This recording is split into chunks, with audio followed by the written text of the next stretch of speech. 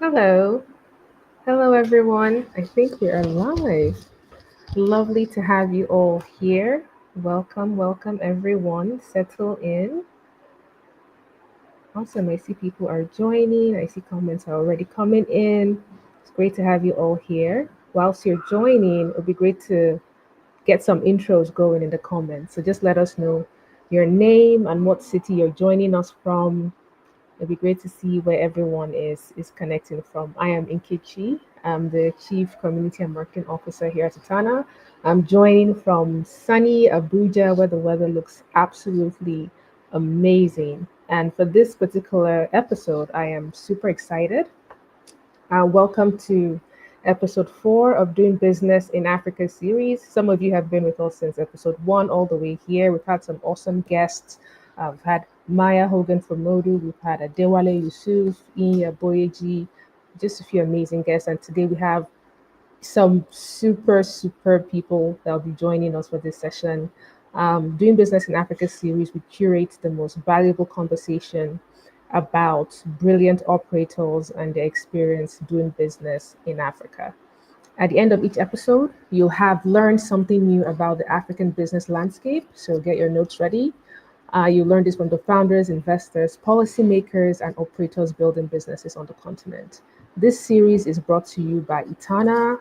Some of you already know us, but if you don't, Itana is Africa's first digital special economic zone. Itana is the ideal business jurisdiction for digital companies and startups that are seeking a more enabling environment to do business and scale. You can easily begin the registration process today. Go to app.itana.africa. But if you're not quite ready to register a business, but you'd like to learn more, get support along the way, and connect with other amazing founders, then just head to app.itana.africa to become a digital resident. So now let's dive into today's amazing session. Like I said, we have some amazing, awesome guests. We have Justin Ziegler, who is the co-founder and COO of Juicyway. And we have Ridwan Otu, who will be joining in soon. He's the VP of Engineering of Juicyway. And like I mentioned, I'm Nkechi, and I'll be your host today. Hi, Justin. Hi, Nkechi. It's great to be here. Great to see you. Great to see you. So a bit about Juicyway for people that don't already know, and I'm guessing some of you already do because they were big in the news this year. Juicyway is a Nigerian payment company that is revolutionizing cross-border transactions for African businesses. And it's quite impressive because in just 2 years, whilst operating in stealth mode, Juicyway has processed over $1 billion in total payment volume. And that amount is just huge and staggering. And they are the fastest growing African fintech to reach this milestone.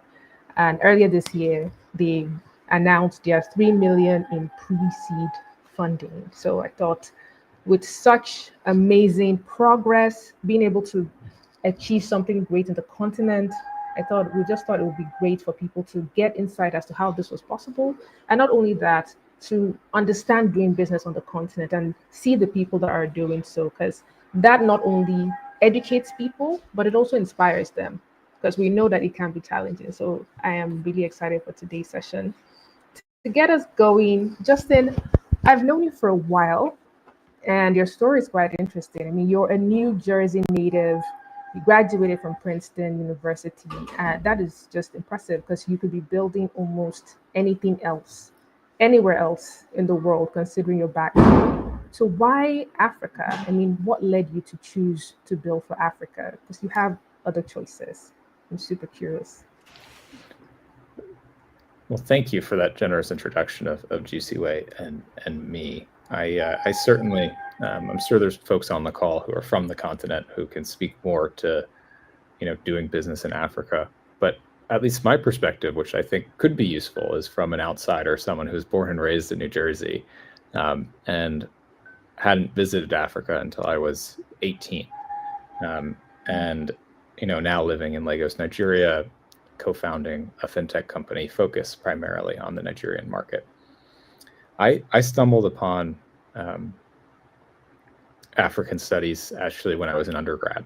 I, on a whim, took Swahili as a language because I was really bad at language and had a language requirement at Princeton. And the Swahili language is an affix language, like a lot of Bantu African languages, and for some reason it just clicked with me. And being able to construct sentences as if they are logical puzzles or math equations made sense to me. I was able to pick up the language much faster than any other language I'd tried before. And so I got a chance to spend some time in Dar es Salaam in Tanzania and get to sort of see a place that was very different than the place I grew up, and have a chance to redefine what community meant, and redefine how I wanted to spend my career. But I'd say the inflection point really came when I was in Lagos. The reason I was, and I had a big interest all my life in Silicon Valley tech. I always loved Silicon Valley because it felt like, to me, it was this unique intersection of people who were very smart, hardworking, and working on things that mattered.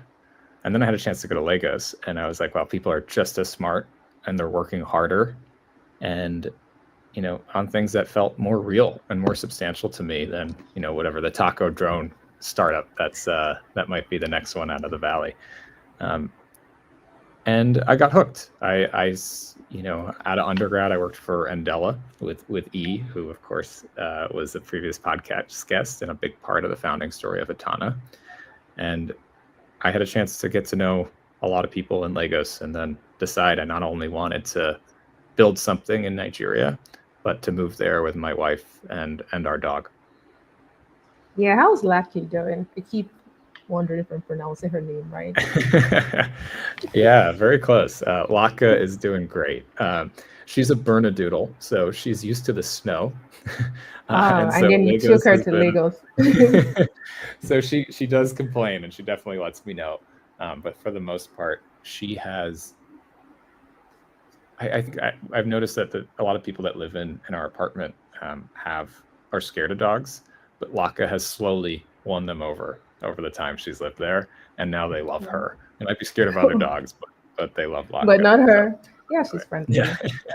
She's pretty cool. But that's an amazing story, and seeing how you got to learn about the business landscape by immersing yourself in it. Like, I remember when we were back in Andela, like, you really got to immerse yourself in it, and then you saw the gaps that existed, which led you to, build Juicyway, right? And Africa's cross-border payment landscape is really complex. I remember when there's this great hype about fintech, and I kept thinking, for all the funding that we've gotten into the fintech space, we still had some major problems that existed, right? What were some of the biggest gaps you saw that led you to founding Juicyway? It's a great question. And first off, like I thought I knew Lagos much better than I did before I moved here. I felt like, because Andela, our largest office, was Nigeria. It was really HQ, and I spent a lot of time there. And so I was like, oh yeah, I know Lagos, I know Nigeria, at least better than the average, American kid. And I've been profoundly humbled by it. Nigeria and Lagos is such a complex community, and I have now reached the level of expertise where I understand how much I don't know. And I think that is substantially, that's a lot.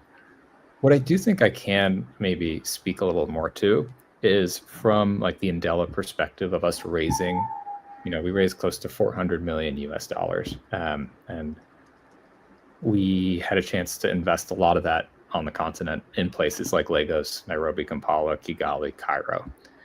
And it was really hard. We had the USD, which typically is the scarce currency on the continent rather than local currency. And even so, it was very hard for us to move our money in.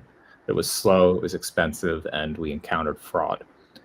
And so I had in the back of my mind, it's like, wow, it's very difficult for global companies to bring their money and invest on the continent. And that, as a result, is stymieing the growth of meaningful businesses in places like Lagos. Yeah. On the flip side, my co-founder Ife was at Bamboo, which was trying to, became Africa's largest retail stock brokerage. And they were trying to buy US denominated equities on stock exchanges like the New York Stock Exchange, which you have to buy in USD, and what they're collecting from their customers is Nigerian naira. And that's a very difficult proposition, right? Like you Yeah. can't instantly convert and send out. We have these archaic systems. Like one, it's hard to get access to the US dollar liquidity in the market. But then two, it's very hard to even get access to the financial rails that themselves are old and outdated. And so you have this gatekeeping structure that is largely US correspondent banks that decide who gets to be a part of this global financial system. And they don't have the incentive to invest in places like Lagos. And so as a result, a large swath of Nigerians don't have the opportunity to make global payments. And so when Ife and I got together, we decided that we wanted to do something to ensure that all Africans could engage in the global marketplace on equal footing, and start with Nigeria. That is amazing. That's amazing. Just being able to give people that access. And that's what lots of Africans want. They want to be able to go beyond their borders, which is something that you are helping them to achieve, right? I'm wondering, what are the key differences between cross-border payments in Africa versus other regions? I imagine you've had some experiences there, done some research there. What are the key differences? Because it feels that theirs is set up a bit way better and more easily accessible than ours. So what are the key differences you've seen? It's much harder on the continent.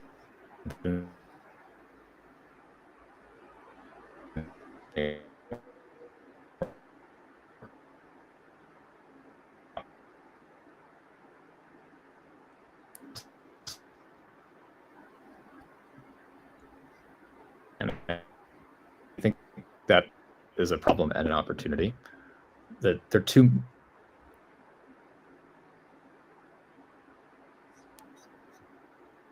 I feel like I'm losing Justin a bit.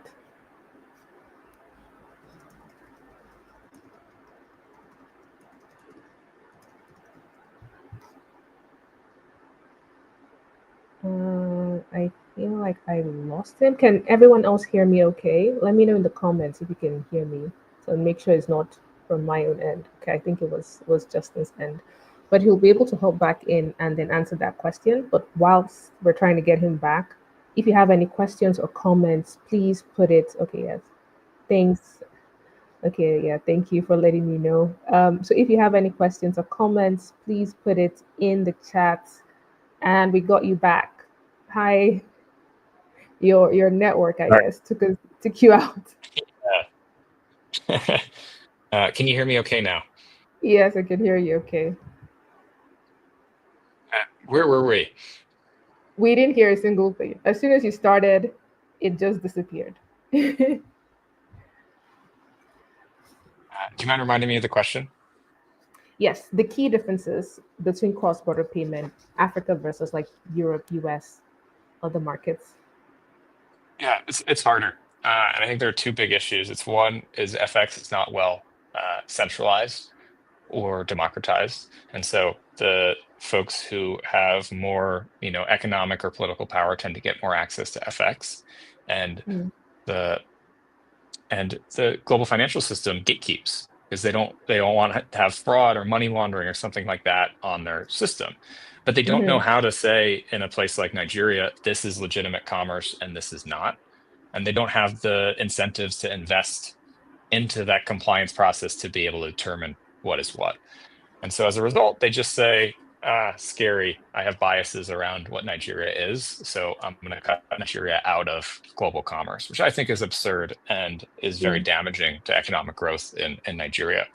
And so we took an approach of solving via product, uh, Mm-hmm. like centralizing FX and giving people the ability to change into other currencies, digital and fiat.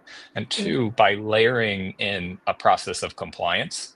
Our head of compliance, Josh Wasserman, is a former US federal regulator. He's the one who, when the banks got in trouble, would go in, either fix them or shut them down. And so when we're talking to the banking system in the US, we're like, trust us, we know what we're doing because we're the ones who used to regulate you. He Yeah. also built out the controls for Cash App. He's a big part of the reason Cash App has grown and flourished as much as it has. is because of Josh. And so what we're doing is we're applying these, US compliance standards in a local market. And it enables the US banks, which control global trade, to trust the flows that are on our platform. The downside of that is our onboarding tends to take a lot longer and be tougher than the other folks in the ecosystem. But we do that because it gives us access to better rails, Yeah. and we don't have this typical problem of getting shut down and going on new platforms that a lot of the other companies in our space have a tendency to have. It's amazing because when I saw you had brought him in, I thought, wow, that's such a big move, right? And that's really important in building anything. You do need to be connected to an extent. Like the people you work with, the partners that you get, the talent you secure, that really is what builds the company. We've got some questions going, and please send in more questions. Winston Reed is asking, only raising pre-seed after getting to $1 billion is incredibly impressive. Did Juicyway need to put up significant liquidity somehow to bank partners in order to start doing cross-border USD to NGN payments? That's an amazing question. Nice to meet you, Winston. It sounds like you know this business pretty well. Yeah. So happy to chat with it. No, we've been able to use partners today that have not required us to hold significant float with them. Um, and that's been a advantage to scaling. We actually started this business because we saw how a lot of VC funded tech companies, I think, raise too much venture capital Yeah. and And gave aren't up too able much to do equity. things, give up too much equity, but also aren't able to invest in things that take a long time, like compliance. And we knew that we had to be like a compliance first company. And so we decided to do things a little bit in a more capital efficient way. As a result, we work with partners that work with banks that have very large floats already. And so the difference is, if you know this space, some folks in the African ecosystem build on very local regional banks as it's an opportunity for them. Those Yeah. tend to not last very long because they don't have sufficient float. They might not understand the local ecosystem as better, might not have the resources to invest in cross-border trade. And so that's the reason we've gone to some of the bigger banks to do it, is like they have float, they don't need our float, and they are able to, um, it's made us more capital efficient as a result. Yeah. What are some of these bigger banks that you've been able to partner with? So there's a set of banks that support both crypto flows because we do enable stablecoin payments. So a big part of what we do is we offer our customers the option of both fiat or stablecoin payments. Some of our customers, especially the big businesses who trust us, are not ready to venture into digital assets, and so we give them the ability to make fully fiat payments. Payments. Yeah. I think particularly folks in Nigeria, Nigeria is ahead of the world, almost any other country in crypto adoption.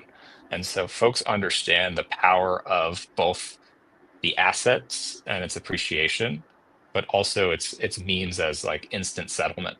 And so instead of the old Swift system, which is a messaging system that then involves people at a keyboard often ensuring that the ledgers underlying the banks are updated, you can have a completely decentralized instant settlement that's fully trackable through a stablecoin Hmm. that's fully redeemable by something like USD. So we only work with very high quality stablecoins, and the way we define that is you can trade it in Hmm. for a USD at any point, and it's backed by like very good assets. So we're not worried about depegging risk or something of that ilk. Yeah, I I think that's because when you look at it, you're right. Nigeria, despite all the regulatory hurdles that we see, has a great adoption of crypto. I don't think I know anyone that isn't in some way like holding crypto or doing something with crypto. But now I'm thinking for Juicy Way, what strategies have worked best for building trust? You started off as a new platform. How did you manage to build trust with users and businesses, especially in the market where there's a lot of skepticism, and then get them to be able to transact and you know use this as your number one payment infrastructure? This is part of the reason we stayed in stealth for so long. We didn't think that by going out of the gate with big marketing, people would trust what they see on Instagram and Facebook ads and a billboard and VI or Yaba, right? Um, I think the way people trust is typically through using it and then having Mm. someone refer them. And so we grew completely organically through, well, semi-organically. We actually acquired the business that brought in Indela's money, who we found that helped us solve the problem. That was a traditional money exchanger that had been working for a long time. And they had a Okay. group of customers that really trusted them for a long time. And so we worked with those customers and just referrals from those customers From those because we customers. were able to layer in tech, layer in stablecoin, which led to faster settlement time. And so we didn't spend $1 on sales or marketing. We just had people come to Impressive. us. That's changed recently. We've decided that we don't just want to work with these big businesses who actually do also have other options of making payments. We want to provide the same technology to anyone who wants to use it, whether it's a small business, a consumer, enable them to make payments across the world, but also to hold things like USD and top 10 digital currencies today. Cool. And right now, in the audience, we have lots of business people. And I'm wondering, what does Juicyway solution, what would that look like for them? Because now you are trying to get on some more smaller businesses, some medium businesses. What would it look like for them? What difference and what impact would Juicyway make for them? How would they be able to use it to do better business? The main reason people come to us today on platform is the ability to get obviously a Naira account, but a USD account as well. And so we issue a USD account to all of our users who get up to KYC level 3. Okay. And it's not just a USD account that comes with the options of doing USD payouts. It includes the option to convert that very easily, both Naira and USD, with digital assets like crypto. And so that's what people use this today. What we're layering in is additional wallets and additional accounts. We just brought in Canada. We're about to bring in GBP, about to bring in EUR. Mm. We're about to bring in also USD virtual cards to enable folks who have Naira move it to USD in our system, then can spend on a card that they have been issued from Juicyway, anywhere that accepts USD cards, which is most places in the world. And so what we're doing is creating this ecosystem that enables anyone to make payments anywhere, Mm. and to hold the currencies that they want to hold when they want to hold it. And to easily also just exchange that at any point in time, depending on how they Exactly. see the rates. Amazing, amazing. I think it's really, really great. And I think if you're a business, you should really check out more about Juicyway and learn more about what you're doing and how it can actually be beneficial for your business, whether in helping your clients with their payments or even paying out your own, like your team, whatever payment that your business handles, Juicyway can make it easier in some way. We have a question from Let's Say Go. He said, how do you get around with the threats of fraud and infrastructure challenges on the continent? It's a big one. Yeah, it is a big one. And also probably someone who's been in this business for a while. So nice to meet you, Lessico. We take both of those really seriously. On the infrastructure side, we build as much of it ourselves. And so instead of the classic Silicon Valley wisdom of like, you just do one thing really well and you partner with everything else, we try to build a lot of our tech stack in-house, and try to rely on partners as little as possible for what we do on the Nigeria side. That helps. We still have to rely on partners, and you still rely on systems like NIBS, which is the interbank system in Nigeria, which Mm. unfortunately does still go down. And we, like the other players in Nigeria, are susceptible to that too. And so it's tough. I have a friend who talks about payments are only 1% done in Africa. And I think some of that's true. I think we have a long way to go, especially on the infrastructure side. On the fraud side, fortunately, we have a really good KYC system. And so we've been able to minimize incidences of fraud on our system. Part of that is like what we need to do to get these, US banks and global banking relationships and rails to trust us. But you're never going to be absolutely perfect. And so it's also a response team that's able to identify it instantly. And if any, customers have lost their money, refund those customers. And that's, really important to also building trust. Yeah, that's that's a really really, because I see what I'm seeing is you guys are really big on not just building trust but building the necessary infrastructure to make sure that you support your users very well. And like you said, that's why you built Installment for a while. You wanted to be able to get that infrastructure bit right, and I think that's impressive. So many fintechs don't do the groundwork. They There's vanity metrics that they chase, and then they forget to do the hard real groundwork, which you guys are doing, and I think that's really amazing.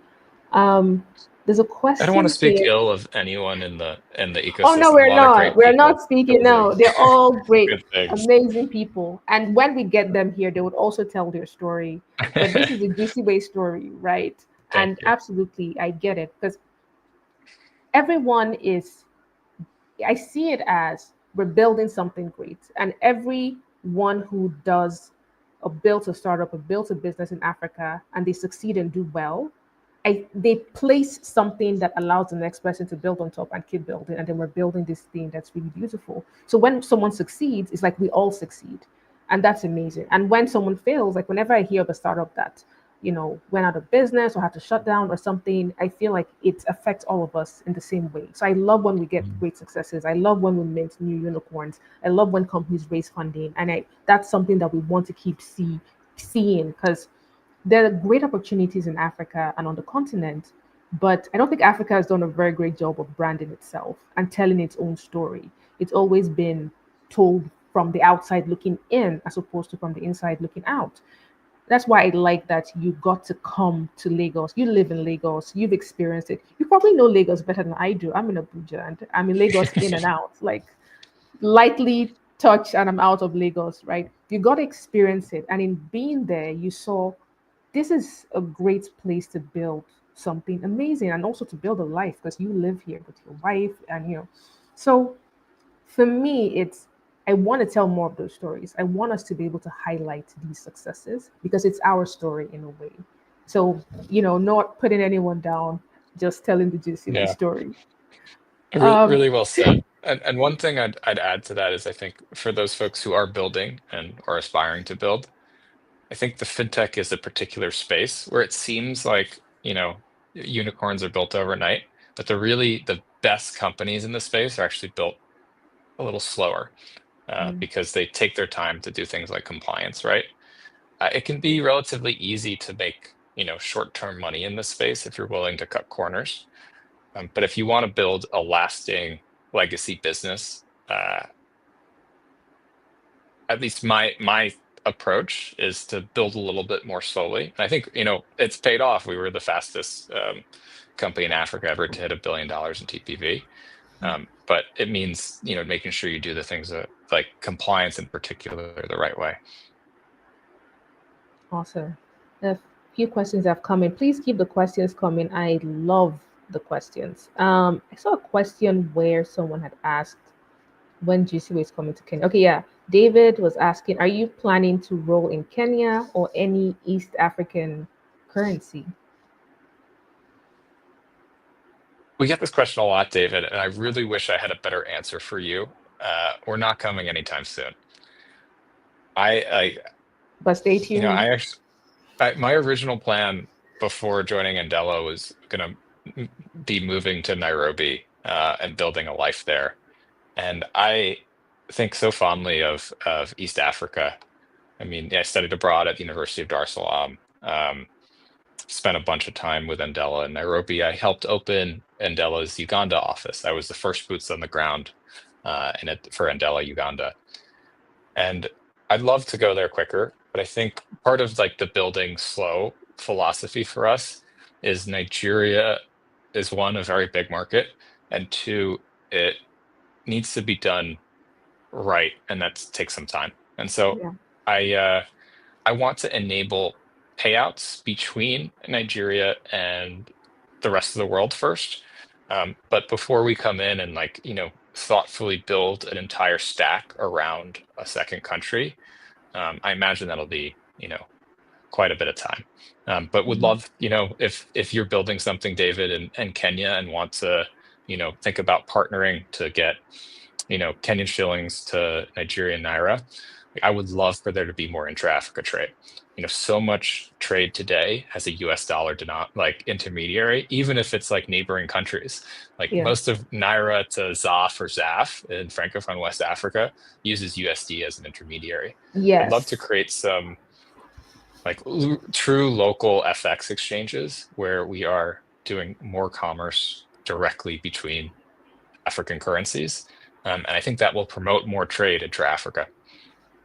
I agree. I agree. And it's interesting. We are attending a convening next week on AFTA, and this is part of the conversation because, like you said, there isn't a lot of one intra-African trade, no trade within our own like currencies. But I'm hoping that's something that the AFTA trade agreement would help improve upon, right? So we see more of those, and then what it does is that it helps companies like yours that are building solutions like this see those markets as even more attractive and are able to easily just move into that. So that's really interesting. Um, Lesigo is asking, KYC is paramount.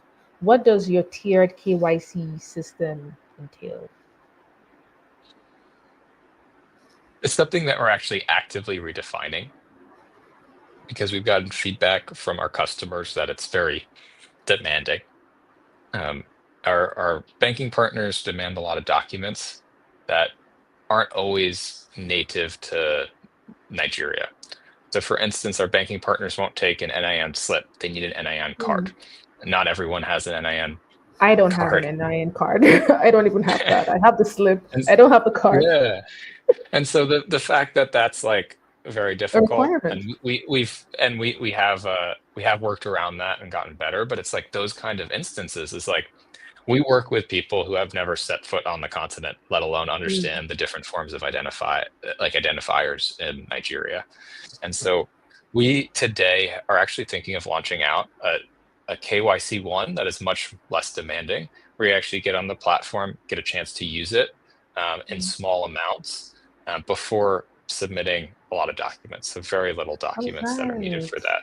Interesting. Uh, to get to KYC 3, which involves getting global account access, including a US dollar bank account in the US, that unfortunately does have many more documents. And so another tricky thing is like my apartment in Lagos, the proof of address doesn't have my name on that.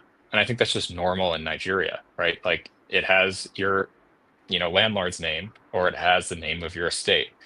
Mm. And that's not normal in the US. The US, my utility bills in the US always have my name on it. And so a bank will expect your utility bill to have your name on Okay. that, even though it's not the norm in Nigeria. And so we need to work with those banks, have them understand the local market better, and also do things like, oh, could they use a bank statement that does have your name in Nigeria rather than a proof of address that's a utility bill. And so we've been working on that to try to make it better. It is a pain point for a lot of our customers today. And so we are spending a ton of time making that process better. So if you're a user, let's go. Thank you for the second great question. Would love to understand how you think we could make that system better, but also understand that our partners are quite demanding because they have standards that are like they need for their regulators too, in some sense, and they don't Yeah. understand Nigeria. So we have to work with them as best we can. I get that. You're building and you're educating in the process. Even us in Itana is the same because most of our partners are government, right? And some of them don't have a very good understanding of maybe how some startups are structured or how they work. So you're building and you're educating at the same time because you need to carry the stakeholder along. And it's not an easy thing. And so I completely get it. But what you're doing does make it easier for the next person that's coming because then you've done this foundational work, you've been able to educate them, they understand it better, and it's just makes things a bit more seamless. We have another question here. It's from Karen, and I don't know if it's he or she, is asking, how is your solution different from a payment platform like Paystack? great question. Paystack is primarily a payment processor. So they're owned by a global fintech called Stripe. They were bought in a $300 million acquisition a number of years ago and represent what I think is a really great success story for Nigeria and the Absolutely. continent. They've done a really great job at Stripe. They continue growing within Stripe and being a great representative of like how fintechs can be built really well anywhere in the world, but in Nigeria as well. And so they focus more, yes, on like sort of payment acquiring. So if you are a a merchant, particularly an online merchant, you might want to integrate Paystack to take card payments or to take instant bank transfers in the Nigeria system. And so I'm sure you've used it many times, when you get a Paystack portal when you're buying something online, and then it gives you like it's usually Titan Dash Paystack that you see and a Yeah. number and an amount that you have to pay into. And so they did a really good job at taking something that's done everywhere in the world, which is called like acquiring or payment processing, and they made it work really well in Nigeria. What we do is a little bit different. We focus, we have ability to do that, but that's not our main focus. Our main focus is we do that so that you have the opportunity to make payments anywhere in the world. And so if you want to buy something in, USD, of course you have the ability to use your Naira account to make payments to your, in-drive driver or the supermarket or whatever when you're out at a restaurant. You can, of course, use it like a bank account, but you can then convert to, USDC, hold it as USDC. You can convert to USD, make a payment to maybe you have a supplier in the US. Maybe you want to use a service that uses USD. And so that's really what we're focusing on. And we want to ensure that if you're anywhere in the world and you want to send money to Nigeria, you can do it. And if you're in Nigeria and want to send money anywhere in the world, you can do it. And it'll be fast, it'll be cheap, and you can trust the rails. Amazing. I think that really answers it, right? It's interesting because you see different fintechs addressing different gaps in the market at the same, because there are lots of gaps, like you said, so it's addressing different gaps in the market. There's another question from Evangel. Said, can crypto and stable coins alone crack cross-border payments in Africa? I'm guessing Evangel knows this space really well too, because it's a thoughtful question. No, stable coins are in their very early days. And so maybe there's a world in the not so distant future, but in the terms of years, where it can crack much more of cross-border payments. But today, people predominantly use fiat as a means of exchange. And in a world where you go and you're trying to make a payment and the vendor only takes fiat, excuse me, fiat, you can't be like, here's my Bitcoin, I want to buy, Yeah. Dominoes. And it's Yeah. ironic because that was actually the first ever Bitcoin transaction, and someone It was spent for pizza. $10,000 for two pizzas, which in He's retrospect, I'm probably sure paying they're upset pizza about. out. Yeah, I think today that's just over $1 billion. Yeah. And so, yes, there are use cases like that, but they're very few and far between. And so you're going to need on and off ramps around the world to enable those payments, and those are going to exist in fiat. And so I think the companies that are going to enable much better cross-border payments are those that connect the stablecoin layer with really good on and off-ramp fiat. Mhm.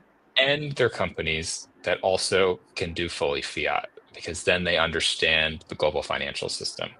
And Mm. that's part of the reason we also invest so much in our fiat rails, is because that's going to be part of the future. Stablecoins are going to become not less regulated, they're going to be more regulated. And that's actually not a bad thing, in my opinion, because it means they'll be more accepted.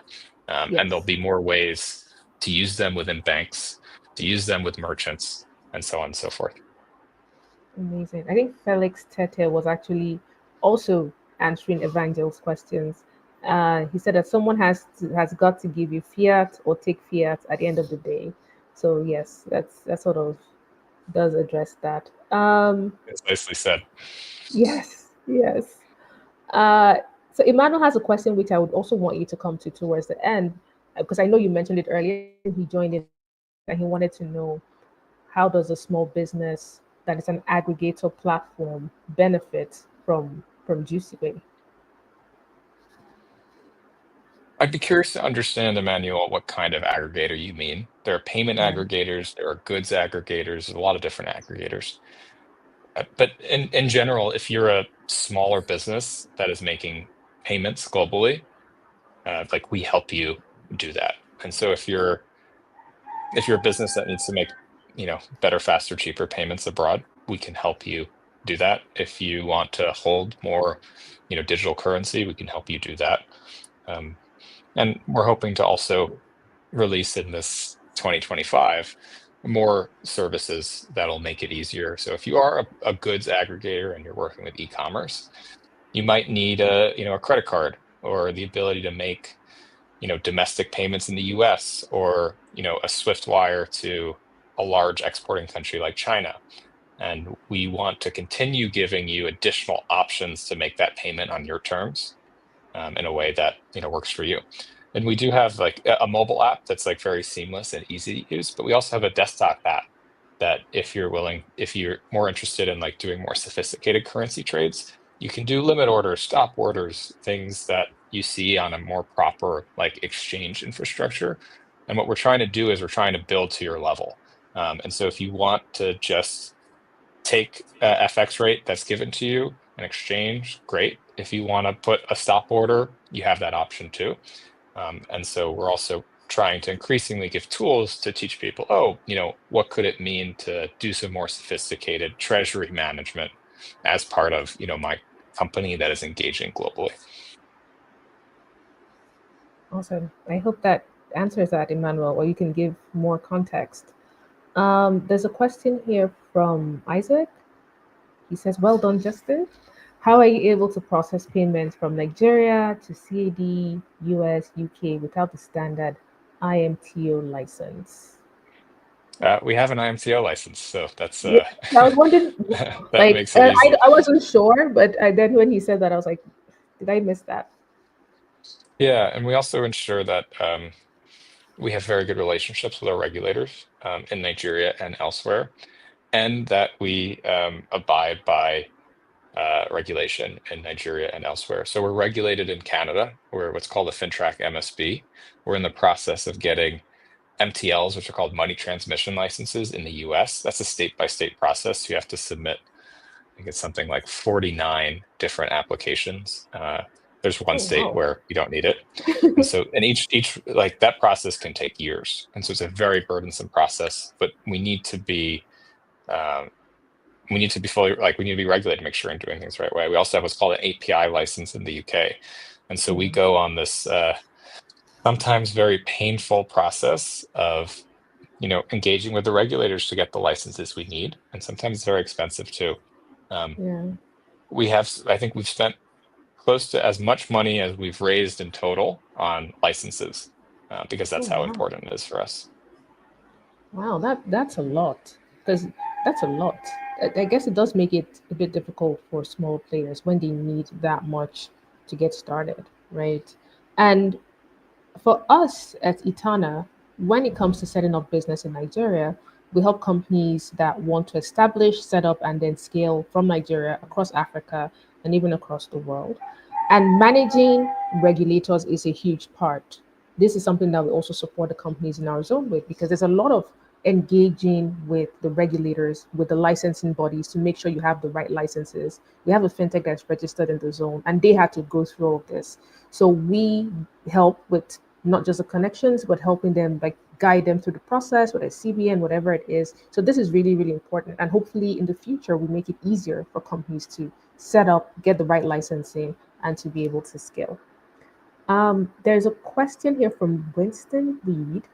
Said, why does Juicyway focus on B2B cross-border payments and not consumers? We started with B2B cross-border payments because it was easier for our banking partners to see a name that they recognized and trust it. But as we built that trust, we have, as of mid-December, we've launched a consumer. And so any user in Nigeria or Canada can onboard to day and be given wallets in those places. Amazing. Amazing. I know you had mentioned that, so it's good. I'm ready to mention it again. Um, there's a request to partner. I think I might put your LinkedIn for people that want to connect with you later on. Um, Please so reach out. would yeah, so would the likes of VALR be a solution for global payments in the future and an option that Juicyway would consider? I'm not sure what VALR means. I've heard of VALR. They are a crypto trading platform. We don't work with them, nor do I know anyone on there. But I don't know enough to speak about them. I think that fintechs have to do a very good job of managing their internal liquidity and putting safeguards into that their customer funds are both segregated and taken good care of. And so for whatever solution you are, building, it's good to have access to exchanges and liquidity providers to move currencies from one currency to the other. Maybe I can take a step back and say something along the lines like I think the job of fintech is to do all this complicated treasury movement, integration with all these partners, work with these banking partners, and it's a lot of time and a lot of effort, and then present that solution to your user as something really easy and seamless. And so you do have to work with folks like exchanges and liquidity providers and go through the hard work of even making sure that you have bank accounts in the same places that the exchanges and the liquidity partners have, so that you can do instant trades because it's just a ledger to ledger within the bank. And so be happy to talk with you about some uh, strategies if you are building a fintech on how to better manage your treasury position and ensure that it's a very seamless operation for your underlying customers. Awesome. I think we have just about 10 minutes, but keep the questions coming. Let's go, who is now your biggest fan, is asking what stable coin be a way to bypass remittance licenses in the region? I don't know if anything can I be don't think so. bypassed. Yeah. Yeah. I think stable coins um, will continue to be regulated. And there's some gray areas in jurisdictions that have not put out clear guidance on how to treat stablecoin that enable some folks to make payments that don't have licenses. I believe that that's a very temporary thing, and as Mm, stablecoins get into more widespread adoptions, you'll have folks regulate it more. And so yeah. you might have specific, VASP licenses, which we're starting to see in places like Nigeria, but are also known in that's virtual asset service provider licenses. And so it's like understanding which jurisdiction enables what. Um, and it's also being very thoughtful about how you do your exchange in a platform. And so it's like, are you doing, there's some intricacies of your organizational design Yeah. of how to make sure that you're staying compliant with each market, depending on which each market enables you to do. And so you might have a license that is fully fiat. And if so, you need to make sure that everything that that business that holds that license in your org structure does is fully fiat. That Yeah. doesn't mean your whole business has to necessarily be only fiat. And so you can have a structure, some of which that are allowed to touch, things like digital assets. But you got to be really careful about how you set it up and that you're doing it in a compliant way with your regulators. And Ketchy made a great point of like, I feel like tech founders, particularly on the continent, need to become experts in regulation, right? Like many of the early fintech folks were the ones who like helped like the government Design write it. things like the Yeah. PSSP legislation. They designed it, Yeah. right? And to have an organization like Itana do a lot of that work for you and make it simpler and help bridge those relationship gaps between you and the regulators is a pretty cool thing that I think will make it easier for companies to thrive on the continent. Awesome. Awesome. Thank you so much for saying that. And I think we can take one or two more questions. So Isaac loves the insights, and he says commendable milestone in achieving this in stealth mode. what form of internal marketing did you employ to get to this point? I'm surprised that it's taken this long for someone to ask this question because I was just curious, from the beginning. So when I saw it, I was like, yes, that let's, take notes. I'd like to say what, especially our early growth, was primarily product-led growth. So when you're able to offer a product that people really use, they like to tell their friends about it. And so what I think we did a good job of is making our customers happy and then being really receptive to when folks wanted to introduce their friends and making sure they had a good experience for their time on the platform. I we're now spending money on marketing. We had this our marketing team up, think came, and Angela, who's on the call, did this great job um, with our Valentine's Day campaign because we had a promotion for a brand new iPhone 16 that the person who won it ghosted us, didn't respond to their messages at all. And so it was like we ran this campaign of like, we've been ghosted, we know how it feels. And we now have a new winner of that iPhone 16, and it was like a really good way of bringing people and attention into our platform. And so we have gone from internal marketing to external marketing. It's been a Yeah. shift, but we've had a really great team who have come up with some good strategies to share what we're doing. Amazing. It's crazy. Like, person just goes, "Ugh, why even participate? You're going to do Yeah. that." But that's I cannot. If I had was in the running for that gift, I think I would put a notification so I'd always remember to check so I don't miss it. So Justin, I will take one more question. I know there are lots of questions, and Justin, you've always been a great supporter of Itana, and you are one of our founding council members. So you've actually been there since the beginning in designing even the things we're working on right now. You've even hosted some of our events. Remember when we came to your place, and it's been amazing, right? What role do you imagine that Itana can play in supporting businesses like yours in the future? In the 1960s, Silicon Valley was nothing more than like peach orchards and apple farms. And there was this guy, his name's John Arriaga, who graduated from Stanford, and he decided to build some of the cheapest office space imaginable. It was like concrete, very low cost, like the cheapest thing he could build. And what he decided to do is he said, Stanford has a lot of like technical talent. I'm going to try to recruit some semiconductor companies to go to literally the middle of nowhere. And he was successful in that. And then other semiconductor companies came. And then, that area started be calling Silicon of the semiconductor Mm, Silicon Valley. And you started to see this organic growth that came from an agglomeration of talent, and then an agglomeration of good businesses, and then agglomeration of capital that led to this positive reinforcement cycle that grew all those three things.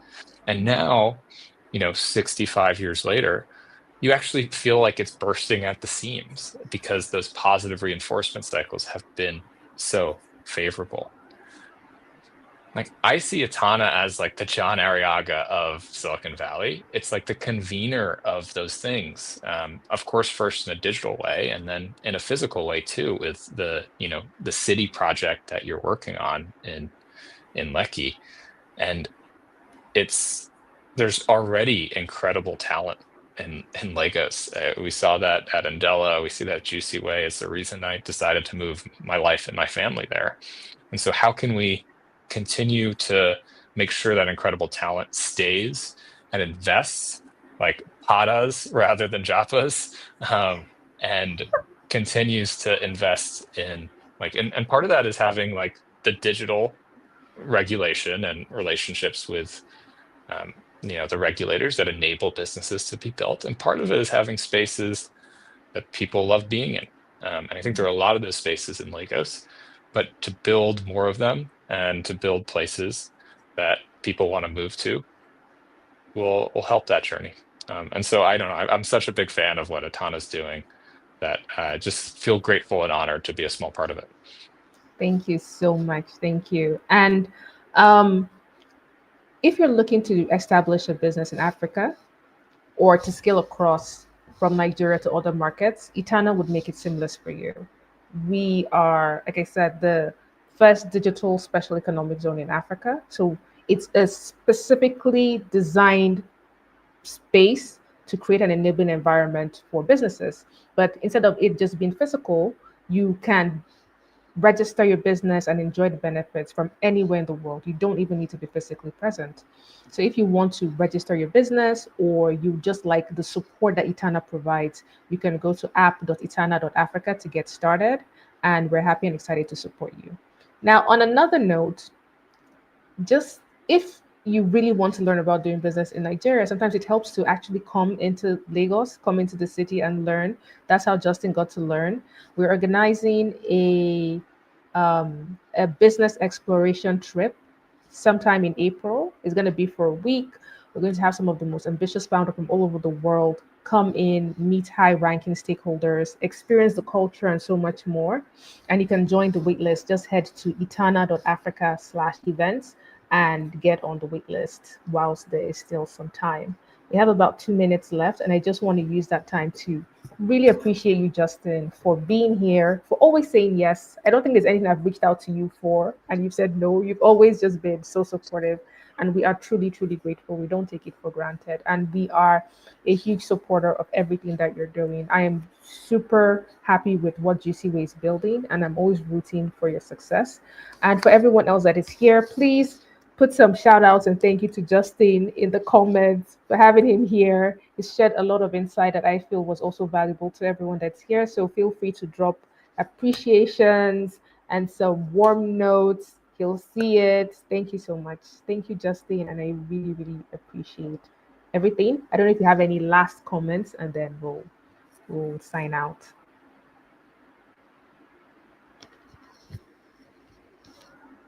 I feel like he's frozen now.